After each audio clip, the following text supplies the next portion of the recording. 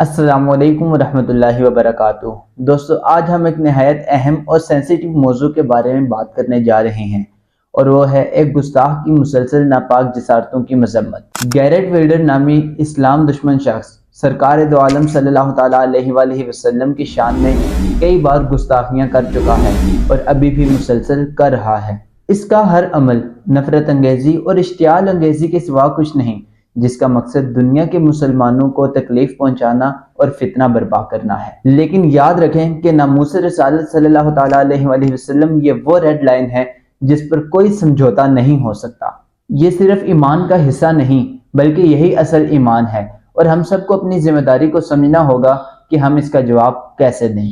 Garrett welder یہ Holland کا ایک سیاستدان ہے جو فریڈم پارٹی آف نیدرلینڈ کا سربراہ ہے، اور اسلام دشمنی میں یہ پارٹی سب سے آگے ہے کیونکہ اس کا لیڈر گیرٹ ویلڈر بذات خود ہے۔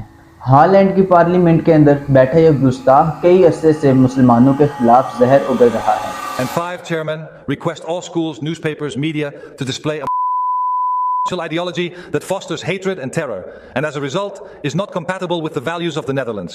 Close our borders right away to asylum seekers and immigrants originating from Islamic countries. We should withdraw from the Schengen Agreement and reintroduce our own border controls. 3. Begin by dismantling Islamic institutions like mosques.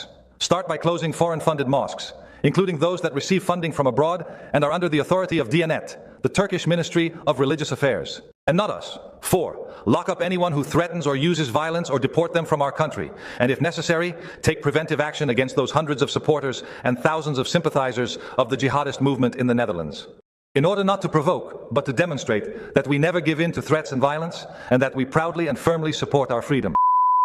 یہ صرف ایک سیاستدان نہیں بلکہ انتہا پسند نظریے کا حامل شخص ہے اور مسلمانوں کے خلاف نفرت پھیلانے میں مصروف ہے۔ گیرٹ ویلڈر کے بیانات کو دیکھ کر یہ بات واضح ہوتی ہے کہ اس کا مقصد صرف اور صرف مسلمانوں کو اشتعال انگیزی دلانا ہے تاکہ مسلمان ایسے رد عمل دیں جس سے مغرب کو موقع ملے کہ وہ انہیں دہشت گرد ڈکلیئر کر سکے، اور ساتھ ہی ساتھ اسلام کو بدنام کرنا تاکہ مغربی ممالک کے اندر اسلاموفوبیا مزید پھیل سکے، اور گستاخی کے ذریعے شہرت حاصل کرنا کیونکہ مغربی ممالک کے اندر آزادی اظہار رائے کے نام پر ایسے لوگوں کو سپورٹ کیا جاتا ہے، اور یہودی لابی اور دیگر ایسی قوتوں کے ایجنڈے کو آگے بڑھانا تاکہ مسلمان کمزور ہوں اور اسلام کی طاقت کو ختم کیا جا سکے۔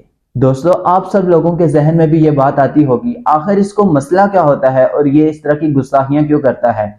تو اس کا جواب یہ ہے کہ ان لوگوں کی یہ پرانی روش ہے، اور اس گیرٹ ویلڈر کے اسرائیل کے ساتھ بہت زیادہ گہرے تعلقات ہیں۔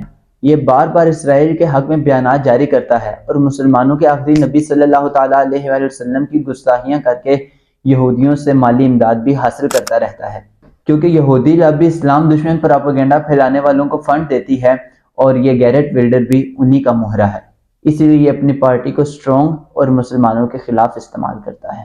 گیرٹ ویلڈر یہ صرف ایک فرد نہیں بلکہ ایک پوری مغربی ذہنیت کی علامت ہے جو اسلام اور مسلمانوں کے خلاف نفرت کو پروان چڑھا رہی ہے۔ یہ شخص صرف آج نہیں بلکہ کئی سالوں سے گستاخی کرتا آ رہا ہے۔ اس نے گستاخانہ خاکے بنانے کی مہم چلائی اور مسلمانوں کے خلاف وائلیشن پر مبنی بیانات کو جاری کیا، اور آزادی اظہار رائے کے نام پر کھلم کھلا نفرت انگیزی کو پروان چڑھاتا رہا۔ دوستو، ہمیں سمجھنا ہوگا کہ اس طرح کی تمام حرکتیں یہ سب کچھ سوچے سمجھے منصوبے ہوتے ہیں تاکہ مسلمانوں کو اشتعال دلا کر ایسے رد عمل پر مجبور کیا جائے جس سے بعد میں ان کو عالمی سطح پر بدنام کیا جائے۔ جہاں پر اتنے بڑے موضوع کے بارے میں بات کی جا رہی ہو وہاں پر علامہ خادم حسین رضوی رحمۃ اللہ تعالیٰ علیہ کا ذکر نہ کرنا بہت بڑی ناانصافی ہوگی، کیونکہ وہ اس دور میں ناموس رسالت صلی اللہ تعالیٰ علیہ وآلہ وسلم کے سب سے بڑے محافظوں میں تھے۔ ان کا پیغام کیا تھا؟ ان کا کہنا تھا کہ ناموس رسالت صلی اللہ تعالیٰ علیہ وآلہ وسلم پر کوئی سمجھوتا نہیں ہو سکتا، جو گستاخی کرے اسے قانونی اور شرعی انجام تک پہنچانے کے لیے امت کو متحد ہونا ہوگا، اور سب سے بڑی بات 295C کا تحفظ ہر مسلمان کا دینی فریضہ ہے۔ تو نے کلمہ کون سا پڑھا ہے مجھے بھی بتا، جب حضور کی بات آ جائے تو جھلے کتے کو بھی سمجھ آ جاتی ہے۔ احتجاج سے ناموس رسالت پر پیرا نہیں ہوتا، احتجاج نہیں کرنا ہم نے، احتجاج نہیں کرنا، احتجاج بہت ہو گئے نہ، ہم نے یادداشتیں پیش کرنی ہے، ہم نے ہالینڈ کے خنزیروں کو بتانا ہے لبیک دی حکومت آن دے پہلا سیر اسی تیرا لینا ہے۔ الجہاد الجہاد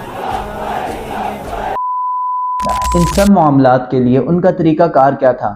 جب اس طرح کا کوئی معاملہ ہوتا تو وہ کیا کرتے؟ وہ پرامن اور منظم احتجاج کرتے تاکہ امت ایک ہی پلیٹ فارم کے اوپر متحد ہو جائے۔ جن لوگوں کے ہاتھوں میں اقتدار ہے ان لوگوں کو اس بات پر رضامند کرنے کے لیے بہت زیادہ ایفرٹ کرتے تاکہ جو لوگ گستاخی کرتے ہیں ان لوگوں کے خلاف سخت کارروائی کی جا سکے۔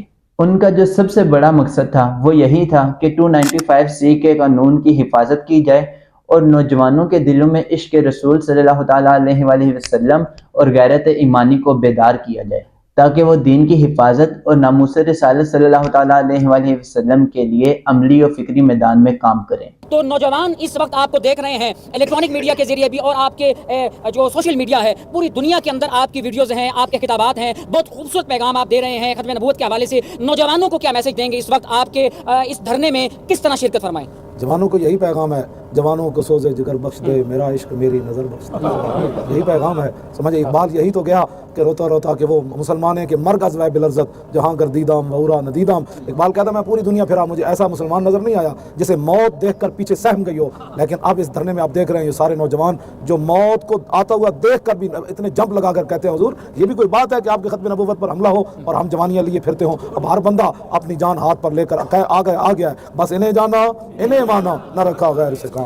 آپ لوگ غازی علم الدین شہید رحمۃ اللہ تعالیٰ علیہ کو تو بخوبی جانتے ہوں گے۔ جب ہندو گستاخ راجپال نے حضور نبی کریم صلی اللہ تعالیٰ علیہ وسلم کے بارے میں ایک ناپاک کتاب لکھی تو غازی علم الدین رحمۃ اللہ تعالیٰ علیہ سے یہ چیز برداشت نہ ہوئی۔ انہوں نے اپنے عمل سے اس چیز کو ثابت کیا کہ ناموس رسالت صلی اللہ تعالیٰ علیہ وآلہ وسلم کا دفاع ہر مسلمان کا اولین فریضہ ہے۔ آپ کو شاعر مشرق علامہ اقبال رحمۃ اللہ تعالیٰ علیہ کا یہ قول تو یاد ہوگا جس وقت وہ غازی علم الدین رحمۃ اللہ تعالیٰ علیہ کے جنازے کے اوپر موجود تھے۔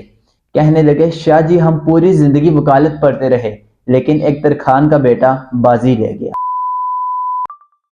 تو در رسول دا فقیر ہے تے اسی بھی فقیر تیرے در ہوتے آ گئے جناب۔ علامہ ان جھکے علم الدین دے بند کھولے کفن دے بند کھول کے کہنے لگا علم الدین اور میں تیری وصیت پوری کی تھی، انگریزا تینو لاوارساں دے قبرستان دفن کیتا میاں والی، میں تینو لاہور لے آیا تیری وصیت سی مینوں میانی صاحب دا بنانا ہے، میں تیری وصیت پوری کی تھی، ہن میری بھی ایک وصیت ہے جدوں رسول اللہ تشریف لے آن تے میرا سلام ضرور پیش کری۔ توجہ اگلی گل اقبال آ کے باہر دسی نہیں، اقبال چھال مار کے قبر چوں باہر آ گئے، جدوں باہر آئے نا تے چھال مار کے چیخ مار دیتی، پیر سید جماعت علی شاہ صاحب دا ہاتھ پکڑیا تے کہنے لگا شاہ جی او اسی تے گلاں ہی کرتے رہ گئے اور ترخان دا پتر بازی لے گیا۔ اے گل کی محمد سے وفا تو نے یہ جہاں چیز ہے کیا تیری نگاہ ناز سے دونوں مراد۔ اسی طرح غازی ممتاز قادری رحمۃ اللہ تعالیٰ علیہ جب ایک حکومتی عہدیدار نے گستاخوں کی حمایت کی تو آپ رحمۃ اللہ تعالیٰ علیہ نے ناموس رسالت صلی اللہ تعالیٰ علیہ وآلہ وسلم پر پہرا دیا۔ انہوں نے کہا میں نے جو کیا حضور صلی اللہ تعالیٰ علیہ وسلم کی حدیث کو مد نظر رکھتے ہوئے کیا اور مجھے اس کے اوپر فخر ہے۔ وہ حدیث کیا ہے؟ بخاری شریف کے اندر آتا ہے کہ ابن خطل نامی ایک شخص جس نے پہلے اسلام قبول کیا لیکن بعد میں مرتد ہو گیا اور خود بھی اور عورتوں سے بھی وہاں پہ حضور صلی اللہ تعالیٰ علیہ وسلم کے بارے میں گستاخانہ شعر کہلواتا تھا اور طرح طرح کی بری باتیں کہا کرتا تھا۔ جب فتح مکہ کے موقع پر حضور صلی اللہ تعالیٰ علیہ وسلم مکہ کے اندر موجود تھے تو کچھ لوگوں کو رہا کر رہے تھے، کچھ لوگوں کو چھوڑ رہے تھے، تب یہ ابن خطل نامی شخص بھی وہاں پر موجود تھا جس کو سزا دینی تھی۔ اس نے کیا کیا؟ یہ کعبہ کی چادر کے اوپر لپٹ گیا اور صحابہ کرام رضی اللہ تعالیٰ عنہ نے رسول اللہ صلی اللہ تعالیٰ علیہ وسلم سے عرض کی یا رسول اللہ صلی اللہ تعالیٰ علیہ وآلہ وسلم یہ ابن خطل تو کعبہ کی دیواروں کے ساتھ لپٹ گیا ہے۔ تو حضور صلی اللہ تعالیٰ علیہ وآلہ وسلم نے ارشاد فرمایا اقتلوہ، یعنی اس کو وہیں پر قتل کر دو۔ یہ فیصلہ اور حدیث اس بات کی دلیل ہے کہ گستاخ رسول صلی اللہ تعالیٰ علیہ وسلم کے لیے کوئی معافی نہیں، چاہے وہ کعبہ کی دیوار کے ساتھ ہی کیوں نہ چمٹ جائے۔ فتح مکہ والے دن رسول اللہ ان مبارک دستار اتاری ایتھے تک حضور دستار اتاری ایتھے تک اللہ اتنی دیر ایک صحابی آ گئے، عرض کی تھی حضور گستاخ رسول ابن خطل وہو متعلق باستار الکعبۃ، حضور تسی فرمایا وہ گستاخ نو قتل کر دیو تو تھلو کعبے دے غلاف نہ جا کے ادھی جگہ جا کے لپٹ گیا، ایک طرف کعبے دی دیوار ایک طرف کعبے دا غلاف، ہن فرماؤ حضور نے دستار بعد وچ اتاری، گستاخ رسول دا فیصلہ پہلے کیتا، حضور نے چکیا فرماؤ اقتلوا، اس کو وہی قتل کر دیا۔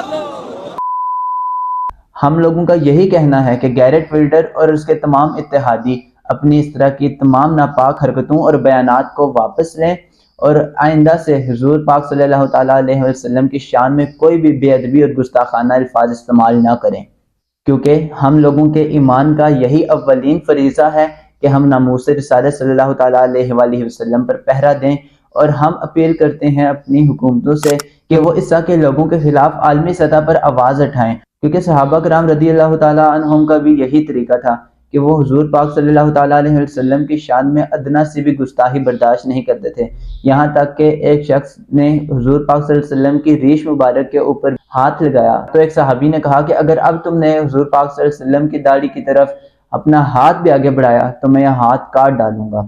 دوستو، یہ انتہا پسندی نہیں بلکہ حضور صلی اللہ تعالیٰ علیہ وسلم کا ادب ہے اور ان سے عشق کا تقاضا ہے، اور یہی ایمان کا اولین فریضہ بھی ہے۔ ہم سب کو چاہیے کہ رسول اللہ صلی اللہ تعالیٰ علیہ وآلہ وسلم کی محبت کو اپنے دلوں میں بسا لیں اور ایسے لوگوں کے خلاف ایک بھرپور مہم کا آغاز کریں، سوشل میڈیا کے اوپر، پرنٹ میڈیا کے اوپر، یا جہاں جہاں تک ہماری آواز پہنچ سکتی ہے وہاں پر ان لوگوں کے خلاف آواز اٹھائیں اور اپنے مسلمان ہونے کا حق ادا کریں۔ دوستو، اگر آپ لوگ چاہتے ہیں کہ یہ پیغام تمام امت مسلمہ تک پہنچے تو ہماری اس ویڈیو کو زیادہ سے زیادہ شیئر کریں۔